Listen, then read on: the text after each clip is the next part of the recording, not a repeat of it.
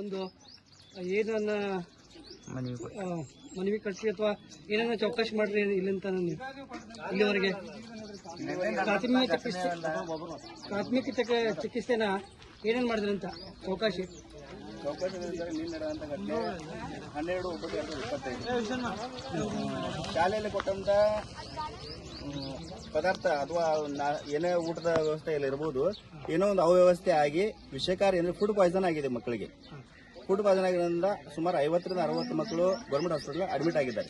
ಇವ್ರು ಹೇಳೋ ಪ್ರಕಾರ 50-60 ಹುಡುಗರು ಗೌರ್ಮೆಂಟ್ ಹಾಸ್ಪಿಟಲ್ ಅಡ್ಮಿಟ್ ಆಗಿದ್ದಾರೆ. ಆದ್ರೆ ನಮ್ಮ ಲೆಕ್ಕದ ಪ್ರಕಾರ ಇಲ್ಲಿರೋ ಹುಡುಗರು ಜಾಸ್ತಿ.